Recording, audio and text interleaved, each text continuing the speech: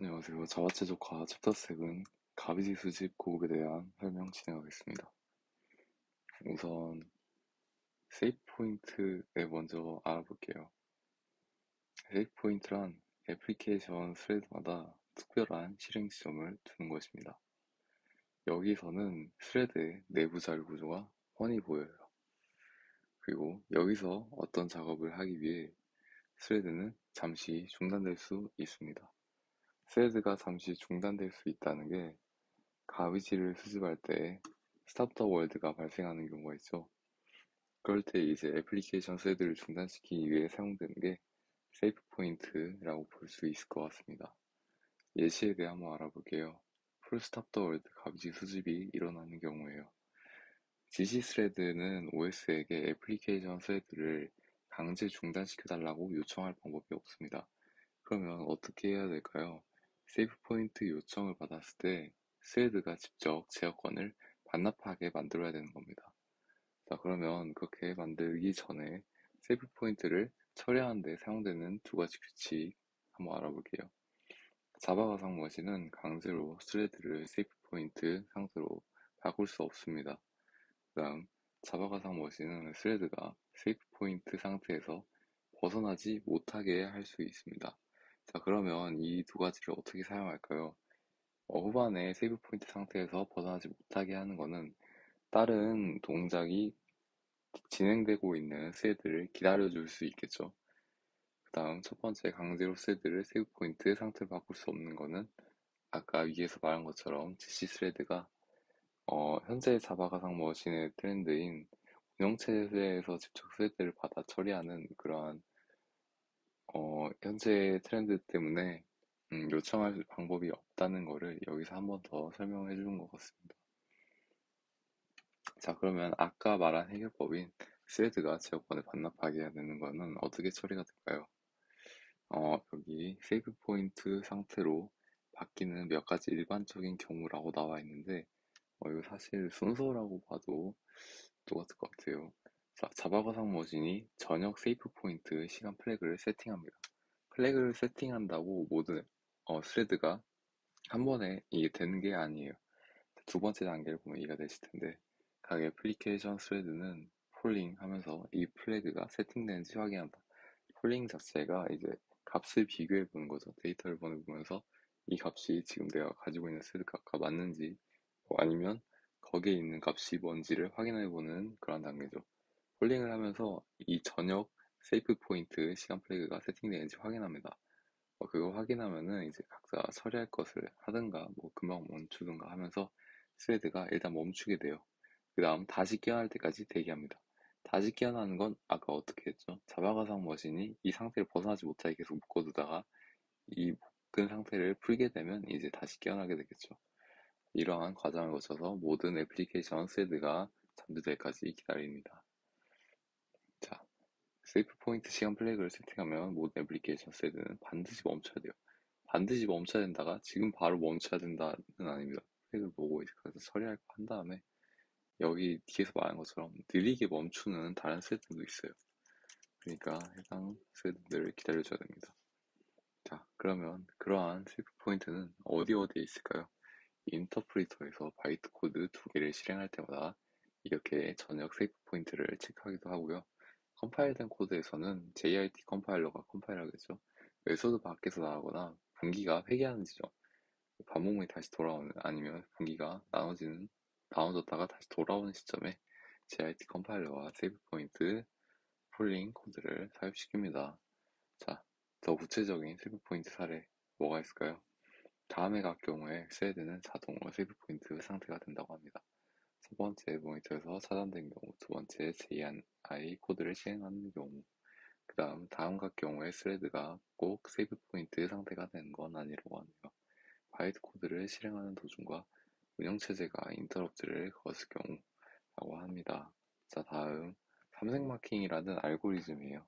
이 알고리즘은 언제 쓰냐면 우리가 이번 장의 핵심 내용이죠. 동시성을 지닌 가비지를 수집할 때 그 동시성을 가진 상태에서 어떻게 하면은 스레드끼리의 동시성 문제를 불하지 않고 가비지를 수집할 수 있을지 대한 해법인 알고리즘입니다. 자, 여기 동시섬 알고리즘과 가로치기 수집의 정확성을 증명한다라고 하죠. 그럴 때 쓰이는 알고리즘이 삼색마킹 알고리즘이에요. 삼색마킹의 단점 뭐가 있을까요? 동시 수집을 했을 때 일단 스냅션 뜨기라는 기법을 적극 활용을 해요.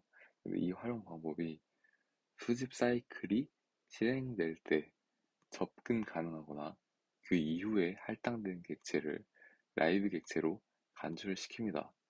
자, 변경자 스레드. 객체가 변경하는 프로그램이 수집을 하는 도중에 검은색 상태, 수집을 안 하는 동안에는 흰색 상태로 새 객체를 생성한다면 문제가 생겨요. 자, 이게 어떤 뜻이냐면은 일단 삼색 마킹의 알고리즘 동작 방식부터 알아봐야 돼요. 모든 지시 루트부터 모든 객체 노드들을 흰색 객체로 설정을 합니다. 그 다음 지시 루트부터 돌아가겠죠. 그 다음에 탐색한 노드들을 검은색으로 하고 그 노드와 인접된 노드를 회색으로 바꿔요. 그 다음에 이제 다음 회색 노드들을 탐색을 하는 거죠. 그러면서 회색을 검정색으로 바꾸고 이 과정을 거치면서 모든 회색을 없애는 게 삼색 마킹 알고리즘의 동작 방식입니다. 자, 그러면 흰색 노드들이 남겠죠. 그거는 어떠한 인접된 노드들도 실행되지 않았으므로 가비지 수집의 대상이 되게 된다는 논리입니다. 얼핏 보면 그럴듯하죠. 근데 여기서 생기는 문제가 방금 말씀드린 것처럼 수집을 하는 도중, 아까 노드, 인근 노드를 탐색하는 도중에는 분명 이 노드를 탐색해서 검은색이에요. 근데 이 변경자 스레드가 수집을 이미 끝마친 동안에 이걸 흰색으로 바꿔버렸어요. 그러면 어떻게 될까요? 이 노드가 계속해서 사용되는 노드인데 이 흰색 노드라는 판단하에 가비지 수집의 대상으로 되어 객체를 소멸시켜 버립니다. 메모리에 없겠죠. 그러면 이제 여기서 세그먼트 에러가 생길 수도 있겠네요. 자, 이러한 개선법 뭐가 있을까요? 몇 가지 로직을 추가하는 방식이 있다라고 하네요. 바로 흰색으로 바꾸는 게 아니라 이 수집 안 하는 동안 흰색 상태가 아니라 회색으로 바꾼다면 얘가 한 번 더 회색을 탐색을 하겠죠? 그러면 이제 사용되는지 안 하는지를 판단할 수 있게 되는 방법이 있습니다. 이게 바로 쓰기 베리어라는 방식이라고 하네요. 두 번째는 위반할 것 같은 모든 변경사항을 큐 형태로 넣어두고 주 단계가 끝난 다음 조정 단계에서 바로잡는 방법도 있다고 합니다. 자, 그 다음 동시 상태의 가비 수집을 하는 CMS에 대해 한번 알아볼게요. 중단 시간을 아주 짧게 하려고 설계된 테니어드 공간 전용 수집기입니다. 이전 챕터에서도 이렇게 목소리 나왔었죠. 오늘은 한번 자세하게 알아보도록 할게요. 패러럴 지시를 변형한 수집기 활류와 함께 사용합니다. 중단 시간을 최소화하기 위해 애플리케이션 스레드 실행 중에 가급적 많은 일을 하게 돼요. 마킹은 삼색 마킹 알고리즘, 방금 설명드린 그 마킹 알고리즘을 사용합니다.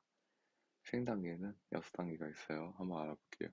초기 단계와 네 번째 단계는 스탑 더 월드를 일으킵니다. 하지만 저희가 봤던 그 이전 것 패러럴 월드 지시처럼 풀 스탑 더 월드를 일으키면서 많은 시간을 소모하진 않고 짧게 짧게 여러 번 해서 시간을 더 단축시키겠다라는 개념이에요. 한번 알아볼게요. 초기 마킹이에요. 지시 출발점, 이게 탐색 명목적으로 지시 루트와 동일하다라고 하네요. 를 얻는 것입니다. 다른 메모리 영역은 신경 쓸 필요 없이 하나의 지시 프로에만 집중할 수 있겠죠. 그 다음 동시 마킹이에요. 동시 마킹이 이제 삼색 마킹 알고리즘을 사용합니다. 그 다음 동시 사전 정리예요. 재마킹 단계에서 가능한 한 스탑 더 월드의 시간을 줄이기 위함이에요. 재마킹 단계가 다음이죠. 재마킹 단계입니다. 카드 테이블을 이용해 변경자 스레드가 동시 마킹 단계 도중 영향을 끼친 마킹을 조정합니다. 방금 말씀드린 것처럼 이러한 변경되는 객체가 있죠. 그런 객체들을 처리하기 위한 단계가 재마킹 단계예요. 다음 다섯 번째 동시 수입입니다. CMS는 내부적으로 플레이리스트를 이용해 사용 가능한 빈 공간을 관리해요. 빈 공간은 확실히 필요하겠죠. 가비지를 수집하니까 빈 공간이 남게 될 텐데 그 공간들을 어떻게 관리할지가 플레이리스트를 사용해서 관리한다는 겁니다.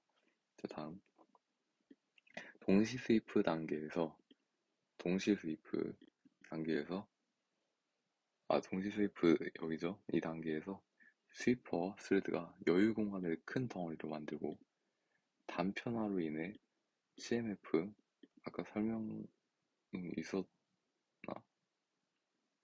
CMF는 그거죠. 그 단편화로 인한 부분이나 그런 것들을 통해 패러럴 올드 지시를 실행시키는 방식이었죠. 근데 이 설명이 여기 있네요. 후반에 나오는데 그때 한번 자세하게 알아보도록 합시다. 이 발생하지 않도록 연속된 빈 블록들을 하나로 뭉친다. CMS 자체는 압축을 할 수 없는 알고리즘이었잖아요. 패러럴 올드 지시를 사용하지 않으니까. 그래서 이 빈 블록들을 뭉친다는 건 그 압축이 아니라 블록들을 합친다라는 개념이죠. 변경자와 동시에 작동하므로 스레드가 서로 적절히 동기화되지 않는 한 새로 할당된 블록이 잘못 수입될 가능성이 있다. 이것도 문제가 생길 수 있는 거죠. 동기화가 되지 않으니까 여기선 비어있는 줄 알았는데 여기서 사용하고 있고, 뭐 여기서 사용하고 있는 줄 알았는데 여기서 비어있고, 이러한 동기화가 되지 않는 거에서 문제점이 발생할 수 있어요. 그래서 이걸 방지하기 위해 스위퍼 스레드는 작업 도중 플레이리스트를 잠급니다. 락을 거는 거죠. 여섯 번째는 동시 리셋 단계입니다. 자, CMS를 적용하면 어떠한 효과가 있을까요? 애플리케이션 스레드가 오랫동안 멈추지 않는다. 풀 스탑 더 월드, 패럴 월드 지시의 단점이었던 스탑 더 월드 하는데 너무 오랜 시간을 소모하는 단점이 생기지 않게 됩니다.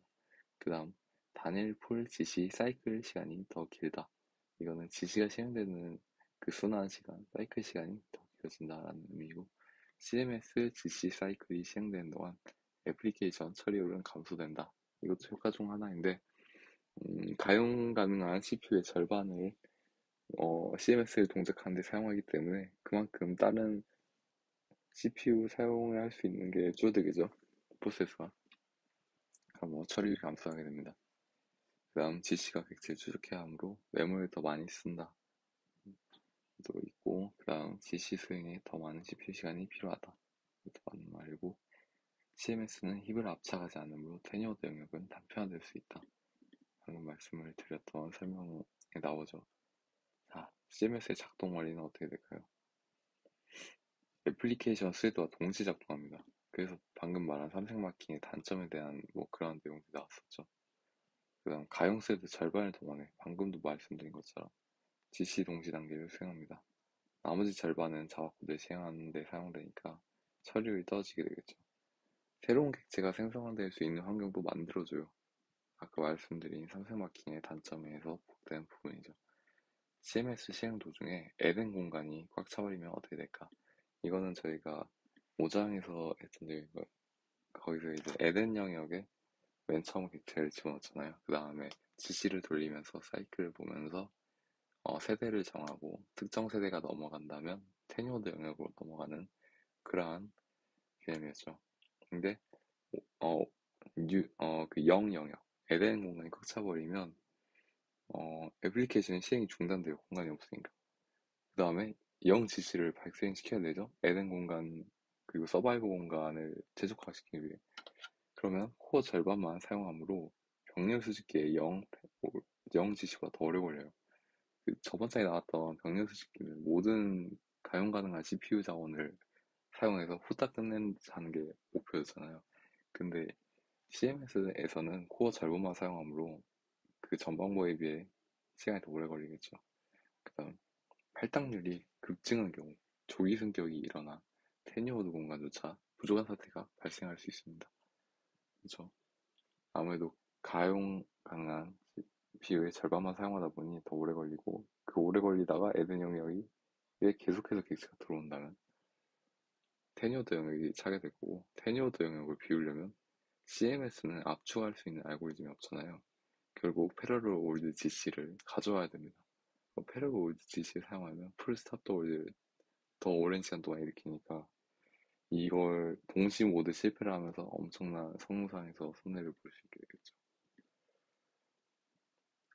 힙 단편화도 CMF를 유발한다. 아까 말씀드린 것처럼 테뉴어드 꼭 할당률이 급증한 게 아니더라도 테뉴어드 영역으로 넘어가야 되는데 공간이 없다면 내 용량에 맞는 딱 맞는 공간이 없다면 다 그러면 이제 또 패러럴 OGC를 사용해서 압축을 진행시켜야 되겠죠. 그러면 또 CMF를 유발하게 됩니다. 오늘 CMS까지 했는데 지원도 있고 뭐 여러 가지가 있어요. 이것도 다음 내용에서 진행해 보겠습니다.